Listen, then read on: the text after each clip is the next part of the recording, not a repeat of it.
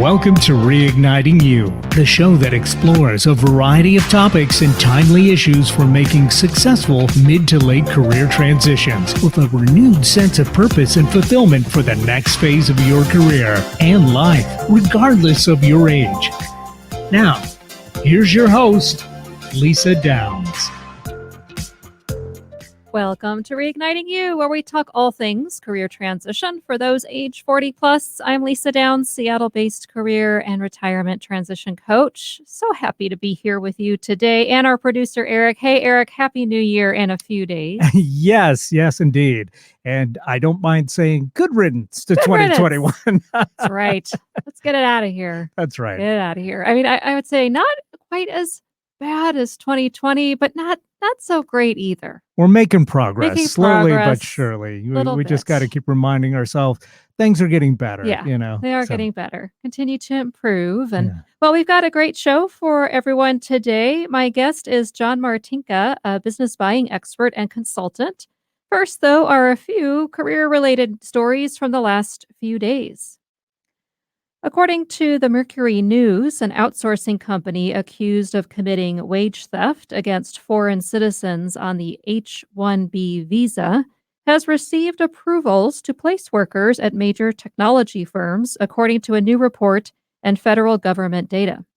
Internal documents on worker wages at outsourcer HCL Technologies, a leading provider of IT contract workers, are central to the allegations in a report from the Economic Policy Institute based on documents obtained via a federal government whistleblower lawsuit against HCL in a federal court in Connecticut. The report released this week claims that HCL appears to be stealing at least $95 million per year in wages from its H-1B employees. The report alleged further that victims include not only the H-1B workers, but also the U.S. workers who are either displaced or whose wages and working conditions degrade when employers are allowed to underpay skilled migrant workers with impunity. HR Tech News Desk reports that the flexible job search site FlexJobs released a list of 10 emerging remote career categories that have grown more than 30% in 2021. In addition to seeing some of the highest remote growth rates, the highlighted categories are part of the knowledge economy, which relies on ideas and information and naturally supports jobs that can be done from home. With improvements to technology and increasing demands from employees amid an already competitive market for finding talent, it's likely this momentum for fully remote careers will continue upwards. The 10 categories are HR and recruiting, operations, internet and e-commerce, insurance, graphic design, virtual administration, communications, social media, legal, and statistics. So, Eric, what are your thoughts on these first couple of stories here today? It's amazing to me that companies still do stuff like malfeasance kind of stuff like this on the first story, trying to allegedly committing wage theft on foreign citizens. You just can't get away with that stuff anymore, it seems like, which is, of course, a good thing. Right. But that doesn't stop, people from trying, apparently. Yeah. Yeah. And then if they continue to get rewarded by being allowed to continue to work. Yeah. It's like, why are they still getting contracts to be able to do that? Exactly. Yeah. Interesting. So I guess in a way, sadly, you do get away with it, but you shouldn't. Anytime, there's action on these sort of things, I think of it as good news, but there's always, an undercurrent of, can't we just all be better to each other, you know? Can we just be better humans? And stop being greedy, Better animals. Be the better animal. Exactly. Not pull this stuff, but yeah, it's interesting. I usually recommend for clients and folks, I do like the FlexJob site. It's a good one. I'll have to check that out. Yeah, I think, you can do so much for that with them on their site for free, and then you have to pay a annual subscription fee, but it's pretty minimal. It's only like 20 some bucks a year. I think it's 25 a year. And you've got access to a number of jobs that are some are contract employment, so maybe 6 month, 1 year Mhm. temporary employment. Some are fully remote positions. Some are just temporary gigs that you take for just a few weeks. So it's really nice. Part time work with flexible hours. That's full time. So they do a nice job, and they do come out with research occasionally, which is helpful too. So it's nice that they do keep a pulse on, especially in the world of work here with more folks working virtually, and I think that'll continue into 2022.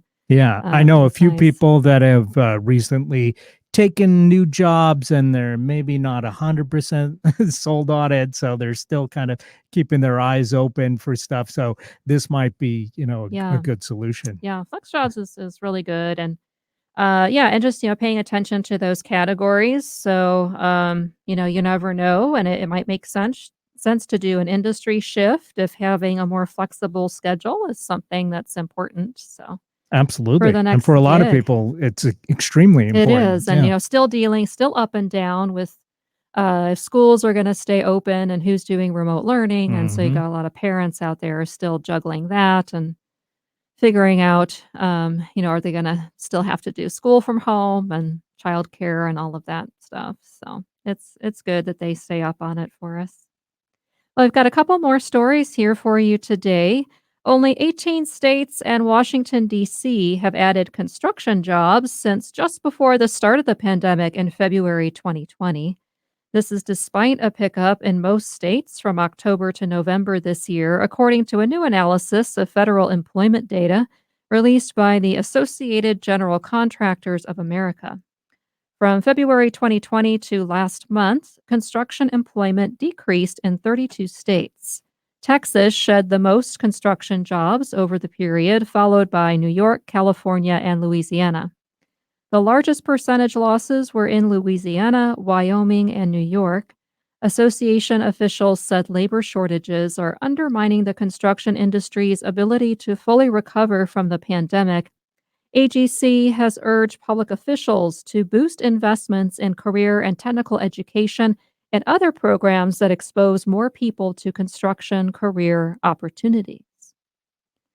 Lastly, as reported by the New York Times, the pandemic has added even more workplace jargon to our lexicon than last year, when terms like social distancing, COVIDiot, and Zoom fatigue, as well as doom scrolling, rose in popularity.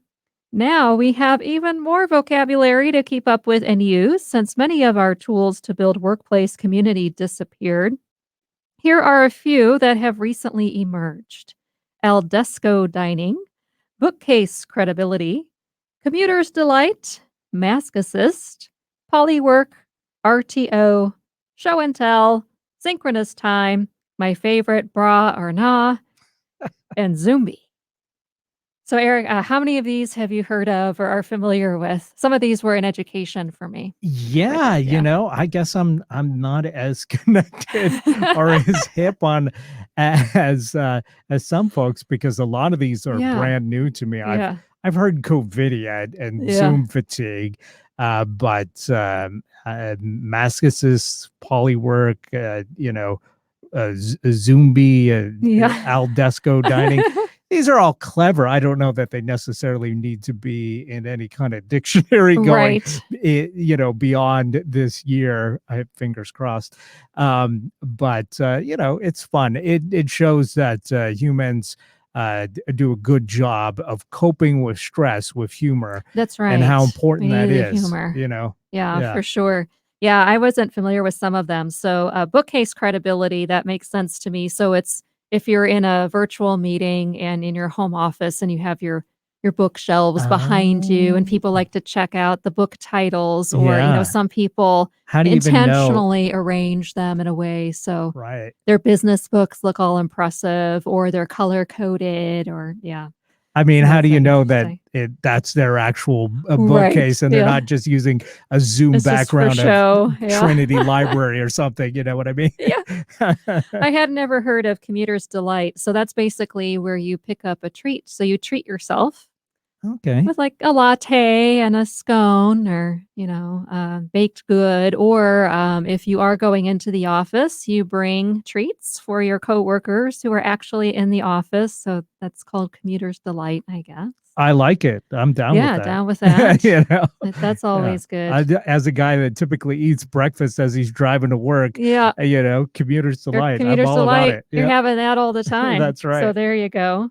And then mask assist, so that's someone who misuses their face mask, Mm. where they pull it down to cough or talk. Oh my So, goodness. like, totally defeating the purpose. I can't tell you how many of Yeah. those people that I've run into, and Yeah. it's like, oh, thank gosh, I've got the vaccine and the booster now, Yeah. because there's so many people that are just like, oh, I just pulled down my mask to talk to you. Dude, And it's it's like, no, that's really not that's it. what we're trying to stop. That's really not what we're looking for. That's right. But thank you very much, but no. Yes, Yeah. it is no help when it's on your chin. Yeah. It cracks me up when I'm a football fan, and so I watch football on the weekends, college and pro, and, not, the whole day or anything. I'm not that bad.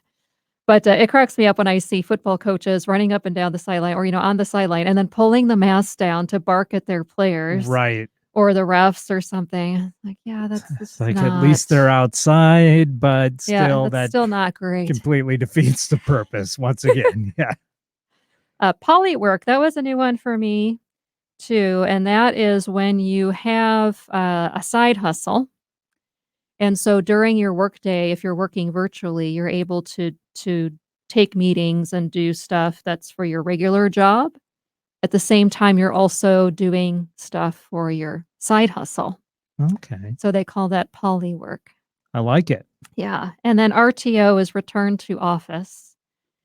So a lot of the corporations, the businesses trying to predict when they'll do RTO, return to office. I think I saw that for a while, they were saying return to work, and then a lot of people were taking offense to that because, Mhm. I'm working a gazillion hours at home. Absolutely. So Yeah. can we call it something else? Right. So they've come up with RTO, return to office, Yeah. instead. Even a lot of the folks that were unemployed were still working, I Yeah. mean, they had kids to raise, and sometimes they had to take on part-time jobs just to get by. So, I mean, Right. Yeah. the idea that, the whole country stopped working just because there were shutdowns, it was not true, I don't think. No, no, yeah, so that's good. Show and tell, that's basically where you're showing off your pets, your house plants, your fireplace, your home office area, your photos that are Right. behind you. And that's all So probably it's Zoom all Zoom backgrounds. backgrounds. So a lot of that's probably Zoom background. Synchronous time, so that's, to distinguish from time, spent in the office, seeing people face to face. So now it's in person or synchronous time where you're together in a virtual environment or might be together in person. That's a biggie. Yeah, the bra or nah. So, if you're only seen from chest up for a lot of women, it's, do you really need it in Oh, your Zoom okay. meetings? Lots of times, no, I'll say. So that's another one, and then Zoomy is because of the gazillion Yeah. online meetings that so many people are having, and, when you're doing these for multiple hours in a day, how it kinda scrambles your brain and your eyes. Right. Yeah, and your back and your neck and your shoulders and, just being in front of a screen. So, If there's the bra or not, Yeah. it seems like that, there should be one for, either going pantsless because you're Right. seeing above the waist, Right, or you're yeah. the bottom half of you is in pajamas, or the Right. top is in like a Yeah. suit jacket, There should for be a meeting. there should be an equivalent, Well, like pants or no, or yes, yes, or yeah. bottom cash or Bottom something, cash. you know. Bottomless. That's right. That's right. Yeah, you would think there should be an equivalent Formal there. pajamas. Formal PJs. Yeah, something. Yeah, yeah. But, so there we go. So we'll see if, at the end of 2022, if any of these terms have stuck around or we've got new ones. I'm sure we'll come up with new ones. That's how these things Probably, go. yes. Yeah, for sure. But good, interesting about the construction work because I just saw in the Seattle Times, was it yesterday or the day before, how we seem to be here in this area the exception to this, where we've got a lot of construction projects still going Yeah, on, we and the do. here on the east side in the area, Seattle area is beating out city of Seattle, downtown Seattle for right now for the number of construction projects going on. So that's good. We'll see Yeah. if that keeps going and hopefully more, labor strikes can be averted and Absolutely. the I was labor gonna say, shortage. it Yeah. seems really tough to get a contractor to do work, at least around here. So, just because they're so busy, Yeah. with Yeah. lots of construction stuff. So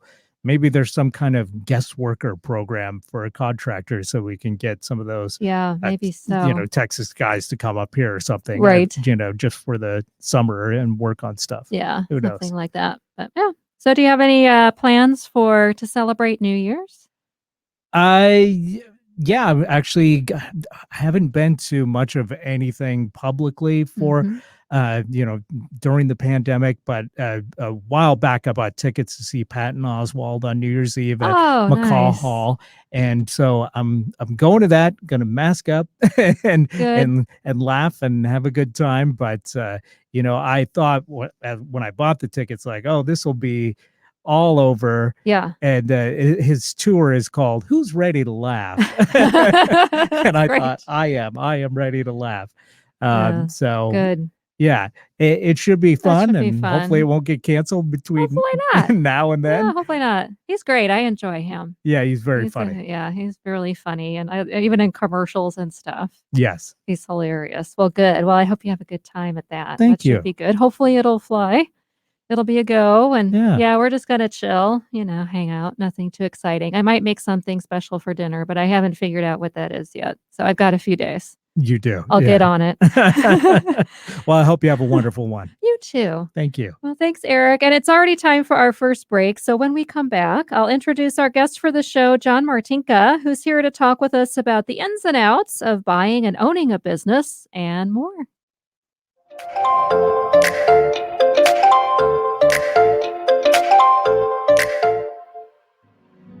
Are you feeling challenged or frustrated without a plan for what's next in your career and life? Are you seeing writings on the wall for needing to make a mid to late career change and don't know how or what to do? Coach Lisa Downs of New Aspect Coaching can guide you to what's next, providing a fresh perspective and supporting you to create a clear and compelling vision for your future and a plan to move forward. Call Lisa at 425-216-3015. That's 425-216-3015. New Aspect Coaching, fresh perspectives for your career.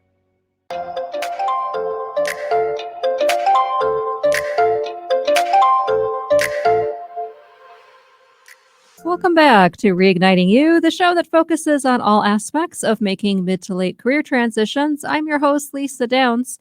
A note that you can catch the show Voices of Experience with host Paul Casey this Wednesday at 3 p.m. here on KIXI. Voices shines a light on people with experience in their fields of travel, public affairs, adventure, health, and fitness, with an emphasis on sustaining your own business.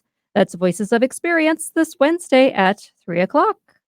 I'm excited to introduce today's guest, John Martinka. John is known as the escape artist because of the work he's done over the last 25 years, helping executives escape the corporate world by buying the right business the right way.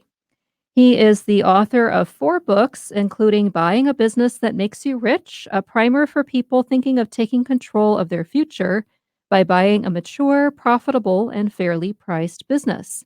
John is active in the community, especially with the Bellevue Breakfast Rotary Club and Northwest Student Exchange.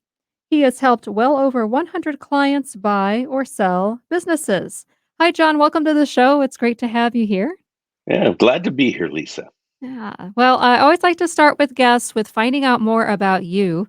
So, what's the story of your career path and journey that's gotten to this point today?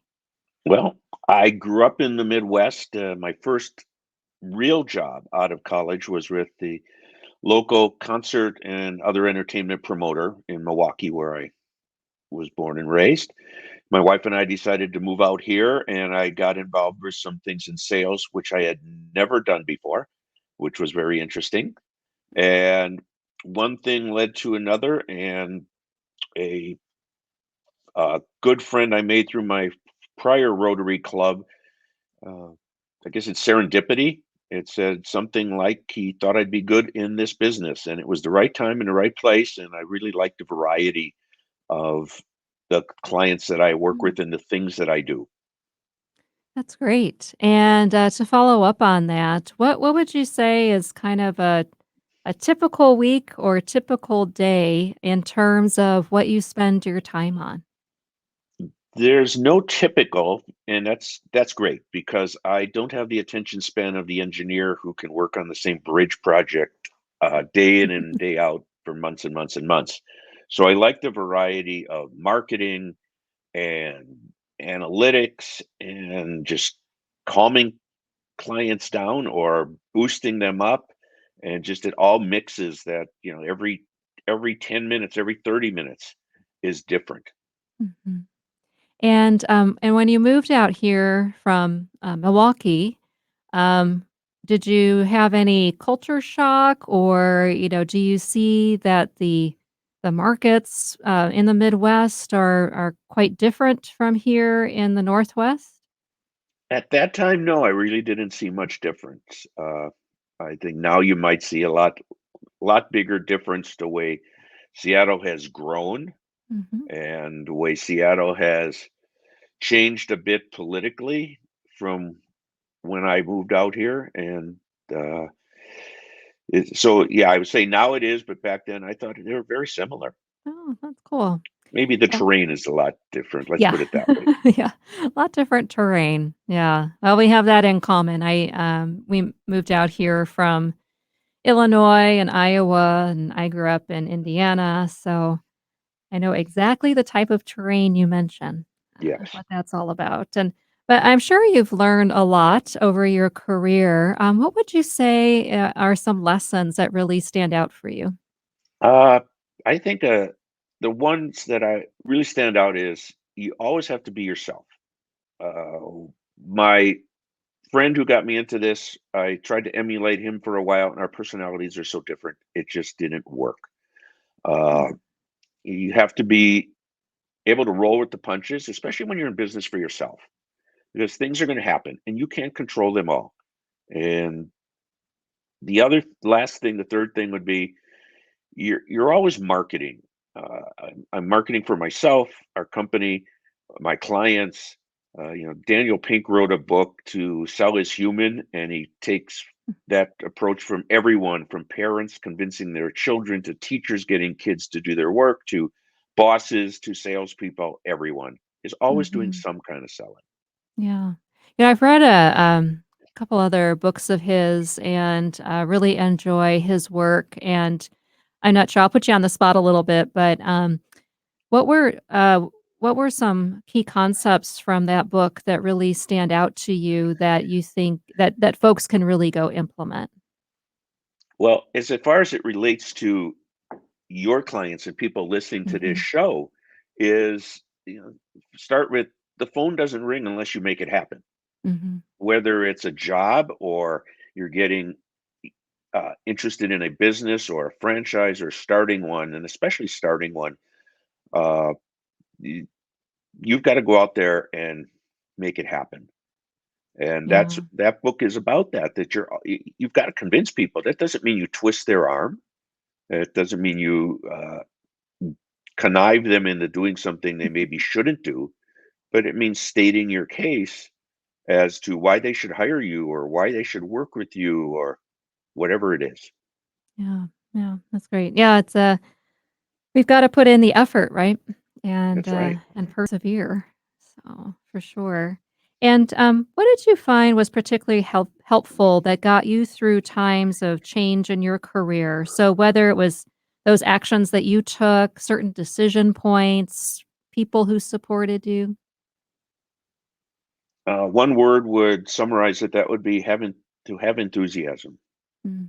If you're going to make a change, you better be all in. And I tell people buying a business, uh, you've got to make sure you can go in there every day and you can see where you're going to add value. Don't just say, "Oh, it's a great company and it makes money." You better be able to do it. You be able to work with the employees, especially if they're different kind of employees than the buyer Yeah. is used to working with or managing. Mhm. Yeah, for sure. Yeah, kind of making sure that you are, you've got that plan, and you're thinking about what's next, and yeah, that you're all in, because it doesn't really work well to do things halfway. That's for sure. Or yeah, think that, well, I'm just gonna work on this a little bit here and not do much else. So makes a lot of sense. And were there any times that you in your career, until this point, had, thought, "Oh, maybe it would have been better if I'd gone in this direction or made a different decision?" I think there's one, and it's after we moved here a bit, and I took a sales job, and at first it was good, and then I really didn't like it, but I stuck with it too long, Mm, mhm. and but having been in business for myself for quite a while now, yeah, there's tough times, and you got to believe in what you're doing because the tough times will end if you do the right things. And I tell my clients, if you and I also teach class at the SBA score office a few times a year on growing a Oh, consulting nice. business. And I tell them, if you do the things you're supposed to do, good things will happen. Yeah, that's great. What would you say the impact was on you of staying in that sales job too long? Uh, Not happy. Uh, it affects a lot of things in life, and Mhm. obviously, since it's sales, not doing as well as if you were motivated and enthused. Yeah, yeah. So the SCORE program, I'm a little familiar with that. A lot of our listeners may not be, but I know that it can be really of high value for those who are looking to transition into business ownership. Could you share a bit about what SCORE is and your role? I'll give you a little bit. I am not a SCORE volunteer. It Mhm. is executives who are either still active or retired who mentor people in business, whether starting one, wanting to grow one. Uh, and I teach a class there I have for almost a couple decades now, again, on growing a consulting business.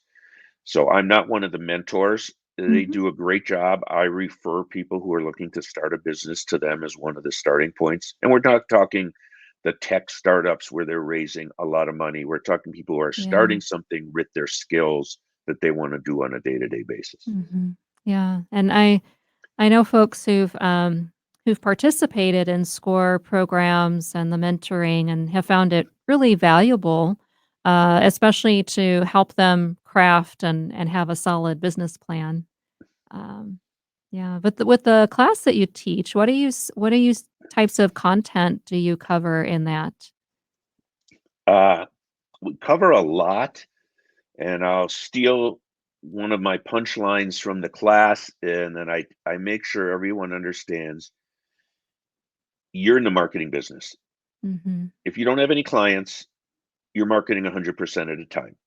And it goes back to what I said before, you can't wait for the phone to ring for anything. Yeah. So, if you get a client, you're marketing in all your other time. And Yep. even people with established businesses like you and I have, you're you're marketing 25 to 33% of your time. And Hmm. this is marketing. Yeah. Writing is marketing, speaking somewhere, uh, networking. Yeah. That's a good way to think about it and to frame it. And also for those who are in career transition, so going through times of change and transition, what recommendations do you have for them to stay positive and persevere and to stay motivated? Know what you want to do. Uh, there's a fine line between being fussy and needing to earn a living. So don't fall into either end of that spectrum. and realize that what I have heard and speaking to people in the situation your clients are in Mhm. or prospective clients, one of the biggest mistakes a lot of people make is once they find something or think they found something, and this happens in buying a business also, that they stop all their activity. Yeah. And then if it doesn't happen, they're back at almost to square one. Mhm. And Yeah, 'cause uh, you've really gotta keep that pipeline going, right? and keep networking after you have a job because you don't know what's going to Mhm. happen in today's corporate world. Yeah. Yeah. Yeah, definitely, we don't it'd be nice if we had that crystal ball or, could see what's coming next, but we don't. So, really important to plan and prepare, and do what we need to do. We have to stay top of mind with folks and do that networking piece. And for you in your career, who has been a big influence on you that contributes to who you are now and to your work? Well, I think if you go to my current business of advising business buyers and owners and sellers, the obvious first choice is my friend Ted Leverett, who now Mhm. lives in Florida, who got me into this business and gave me the kickstart and the skills. The other one is a uh, gentleman by the name of Alan Weiss, who has written Mm. dozens of books on consulting and marketing, consulting businesses, and was a uh, big influence on taking my business to the next level. That's great, and, yeah, I think I have, a couple of his books too, Alan Weiss, Yeah. would also just, would love to get your take on mentors. So, um, you mentioned that there's SCORE mentors for people to seek if they're looking at starting their own business or being a business owner, but, what do you see as a role of mentors for folks who are in career transition? Well, let's define what a mentor is, Mhm. because generally the difference between a mentor or maybe someone like you who coaches people through the process is a Mhm. coach is proactive. A Yeah. mentor waits for the mentoree to say what they need to do and they give them Mhm. their advice. But as a coach, you're prodding them to keep Yeah. it moving, to get it done, to do the things they're supposed to do and Mm. not have excuses. Right. Yeah, definitely. It's like I always say, I always think of mentor as telling and the coach is asking, right? So Hmm. the coach is asking those provocative and evocative questions to really get at the heart of the matter and and to ask the coachee, what it is that they would like to do next to get at that action plan piece. Yeah, very different from a mentor who, I think about as someone who, to give that sage wisdom, right? And pass that along and kind of filling the empty vessel, so to speak. Um, Right. for sure. Yeah. And I'm also wondering, so kind of going back to the situation you mentioned with your initial partner and that it just didn't work well. Um, was there would you attribute that to a style difference, or was it more just differences of, moving forward with the business? Well, he wasn't a partner. Oh, okay. He was more of work with them, but as an independent company. But I tried to emulate him, Mhm. Great. and Yeah, you got to be yourself. You can't use someone else's style. yeah. Yeah, for sure. I do a lot of work with clients with style, so using a lot of different assessment tools and, just to get at that. And, yeah, because it's so the style piece, really helps inform not only type of work or, kind of path to go down, but yeah, very much so those work relationships. And when you've had a work relationship with a colleague or a client, what would you say has really attributed to that working well? Well, you've got to see the same end result, and you can't be afraid to challenge each other. I mean, I Yeah, think there's an old saying that if there's two partners who do the same thing, one isn't needed. yeah, So yeah, that's really true. yeah, great. Well, thank you so much, John, for sharing about your career journey and lessons with us. Really appreciate it. And it's time for our next break. So when we come back, John and I will talk in more detail about business buying and ownership and much more.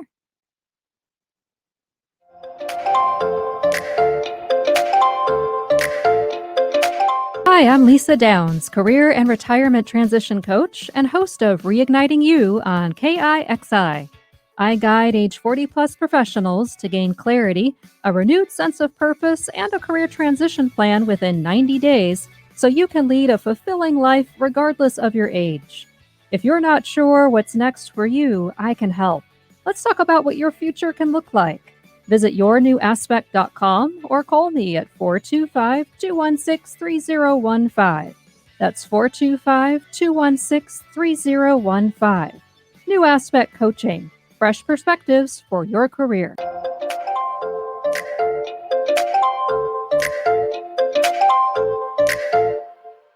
Welcome back to Reigniting You, the show that discusses timely issues and topics about career transition for Gen Xers and Boomers. I'm your host, Lisa Downs. A reminder that if you'd like to get in touch, you can head on over to my website, yournewaspect.com. There you can download and take my free career transition readiness quiz. You can also sign up for my free weekly career tips e-newsletter, or just send me a note. It'd be great to hear from you. That's yournewaspect.com.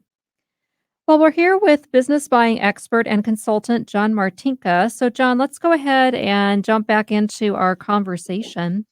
For those who are considering business ownership as a next career move, what would you say are the top two or three things they really need to think about before making the leap?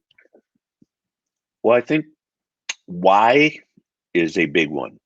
And I've spoken to many audiences over the years, and when I ask them, why do you want to own your own business, no matter whether it's buying, starting, or getting a franchise?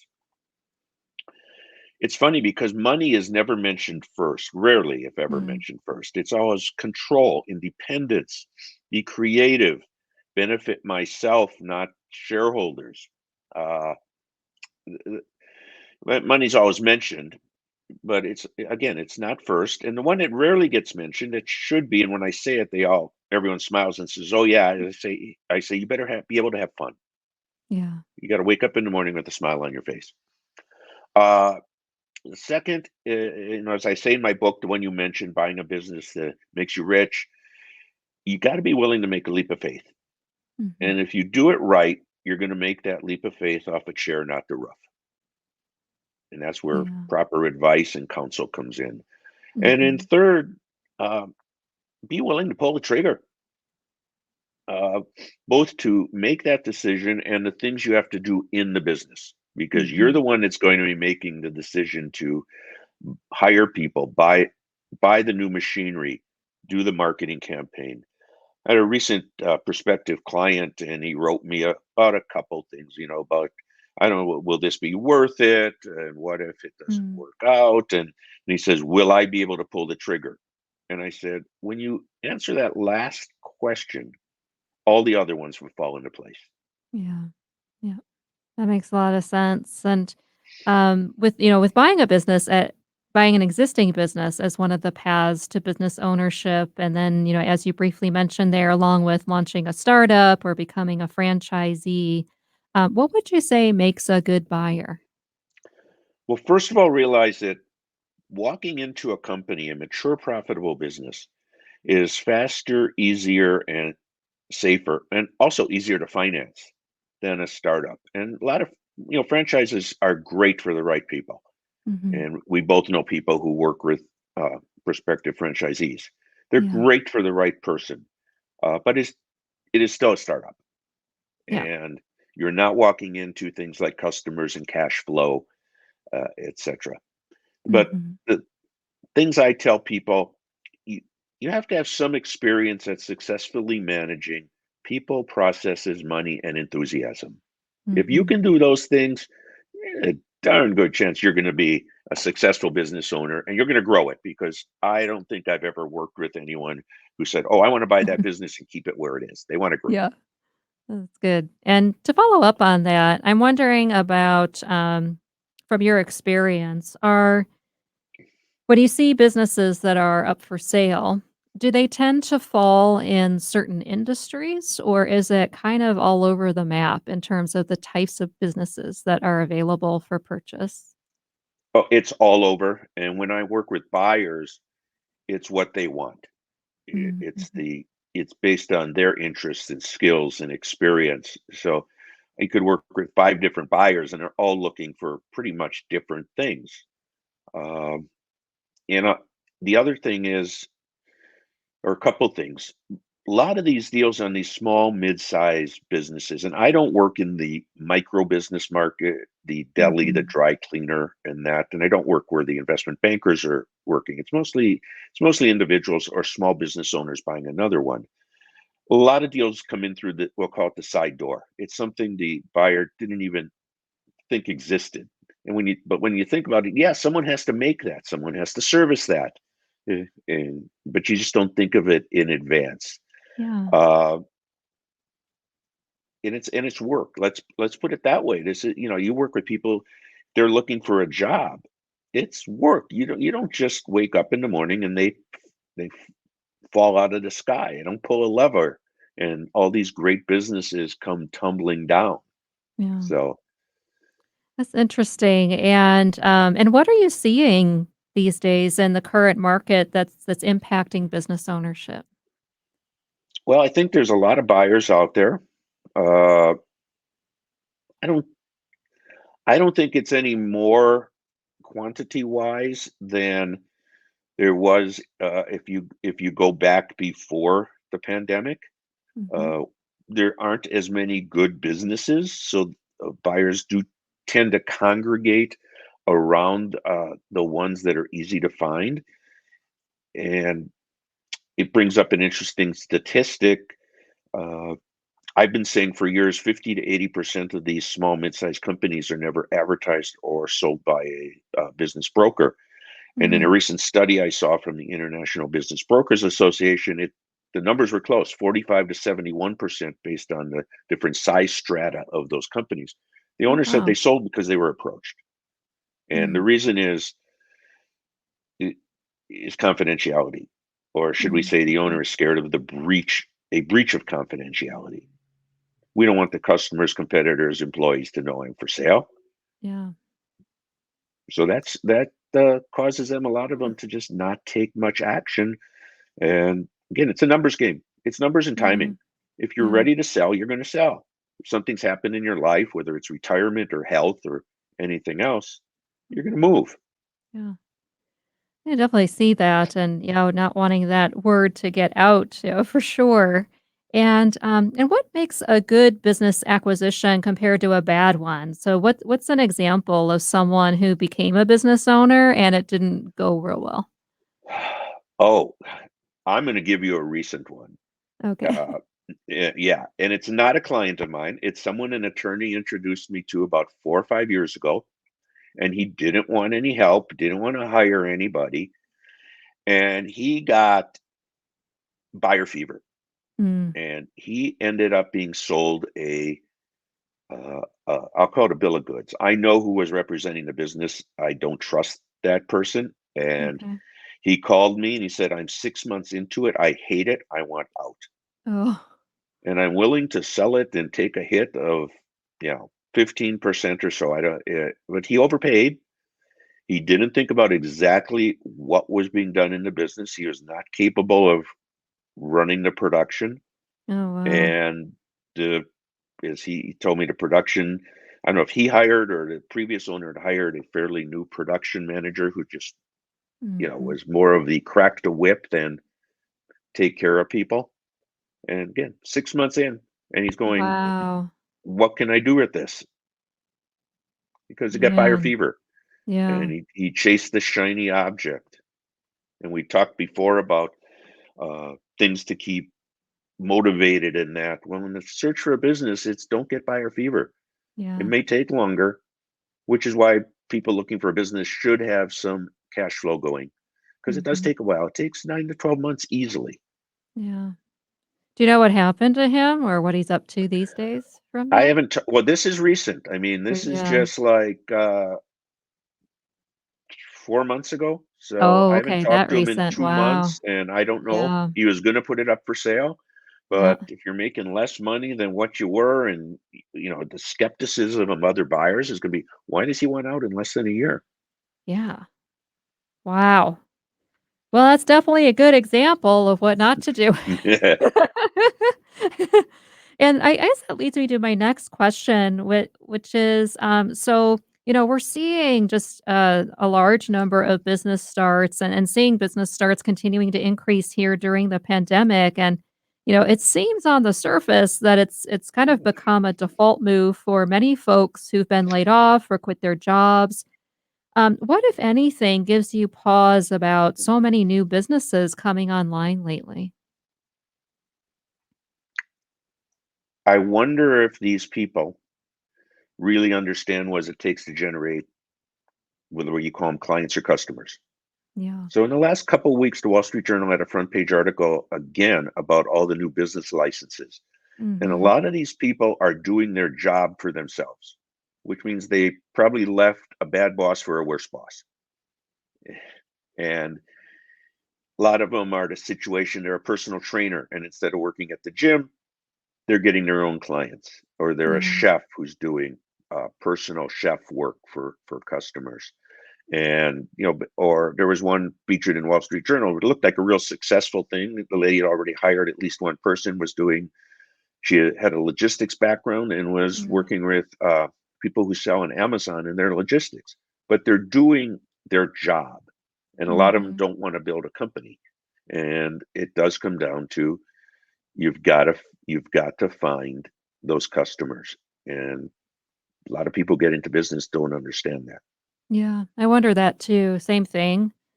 Because, yeah, it's like, there's definitely a difference between being a practitioner and being great at what you did in your regular job or being a subject matter expert, going deep on something as opposed to being that business owner.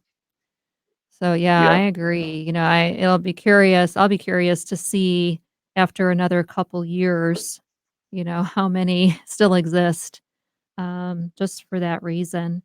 And I And, wish them well. I mean, it's great that they're oh, yeah, taking that yeah, initiative. It's got to start that's a good somewhere, and some of thing. them are going to build companies. Yeah, yeah, it's not that it's, yeah, necessarily bad, but, yeah, I just wonder, how many realize what all they're getting themselves into, for sure. And speaking of that, how can those who want to own a business address the financial piece? So, in terms of having enough working capital, the income they'll need, any additional financial aspects that they'll need to consider. So it's a really great question, and one that needs to come up sooner, not later, when people are thinking about buying a business, because Mhm. a buyer in almost all cases is going to have some skin in the game. Yeah. And yes, you can go raise money from investors if it's the right kind of business, et cetera, et cetera. But for most people, uh, the people I tend to run into, they're putting in some of their own money. And the individual business buyer market is, I'm going to guess and say 90% are going to buy something in the range where the banks are going to use the SBA loan program. Okay. And the SBA guarantees 75% of the loan to the bank. So that's collateral to the bank. So they're a cash flow lender. They don't need things that if it goes bad that they can liquidate, like that fancy microphone you're speaking into, and or machinery or vehicles. Uh, and they have a longer amortization term. Uh, and it's a win-win-win deal for buyer, seller, and bank. So the buyer's going to, in that situation, the buyer has to come up with, uh, it says 10% of total project cost, which really means a minimum of 11 or 12% of the price, because they add in fees and line of credit and all of that. And the banks like giving working capital lines of credit because the business needs it, and the banker gets a larger bonus when the more that they lend. Yeah. So Gotcha. it works out pretty good. Uh, Financial aspects to consider is, if you where are you going to get money if you grow the business, if you come in skinny? Mhm. Growth sucks cash. And a Yeah. lot of people don't think about that, and they get into cash flow problems. Uh, because they're doing a really good job with the business. Hmm. Yeah. But and banks are not reckless. I haven't seen them be reckless in over 15 years, and a lot of Yeah. them weren't. The ones that were reckless are no longer around, thanks to 2008 and 9. Uh, they do thorough underwriting. They will compete on service, sometimes on rate. Uh, and I like to tell business owners, just when you think you've answered every possible question, the bank asks more. So they Yeah. do dig deep, and they are nosy. Yeah. For sure. And what would you say is a client success story that stands out? Oh, I got a lot of them, more than we have time for. But I'm going to talk to you about a client named Fred. He's mentioned in the book I mentioned. He's also mentioned a few stories in one of my other books called Company Growth by Acquisition Makes Dollars and Cents. Mm. So Fred, I think it was 2012, bought his first business. It's an environmental testing laboratory. A couple years later, he bought his second. A few years later, he brought a very small one that was nearby both of those first two. And 3, 4 months ago, he closed on his fourth, all Mm. in the same industry. Wow. And the interesting thing is, the fourth one came to him. He had already purchased three. They knew he was a buyer. They knew he was in the industry. He knew how to run it. They knew what a quality person he is.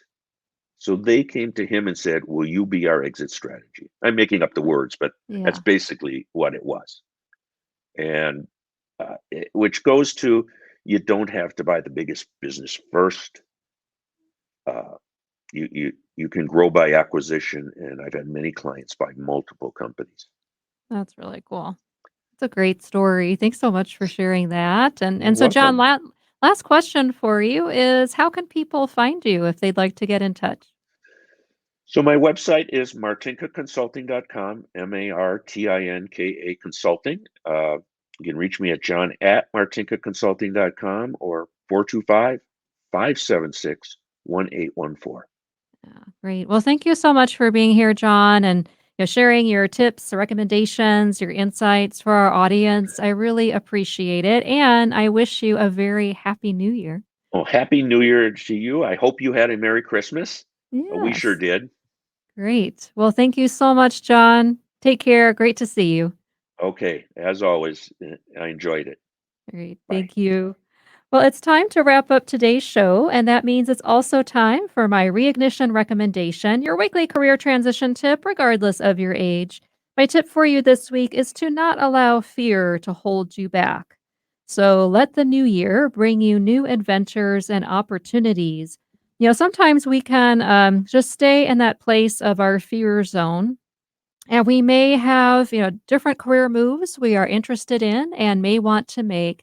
But it's important that we really don't let that fear get in the way of taking a smart risk, a calculated risk, one that we plan for and want to pursue. You never know what new opportunities are going to come your way, especially when you start talking to people, putting some feelers out there, having some informational conversations, doing a bit of exploration, but really important that you not allow that fear to really hold you back from what you want to pursue. Do it to pursue that why, as John mentioned earlier, and allow the new year to bring you great new adventures. We never know unless we give it a try. Just a reminder that if you'd like to get in touch, you can head on over to my website, yournewaspect.com. There you can download and take my free career transition readiness quiz. You can also sign up for my free weekly career tips e-newsletter or just send me a note to get in touch. That's yournewaspect.com.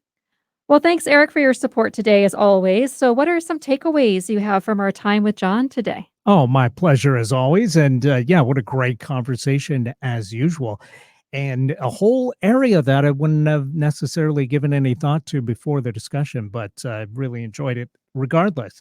The idea of buying an existing business is not necessarily something that I would have thought of, Yeah, when I think of like being an entrepreneur or whatever. right. But if you find something that's working, And that can be sold. I think maybe that's a Yeah, really good way to go. It's kind of like the franchise stuff that we've talked about on the show before. yeah, So, but of course, so many things to consider. So, having somebody like John to help you out, boy, it's great. yeah, absolutely, Yeah, that's great. the way to go. Yeah, well, thanks, Eric, so much for being so great to work with this past year. And thanks to our audience for listening to Reigniting You.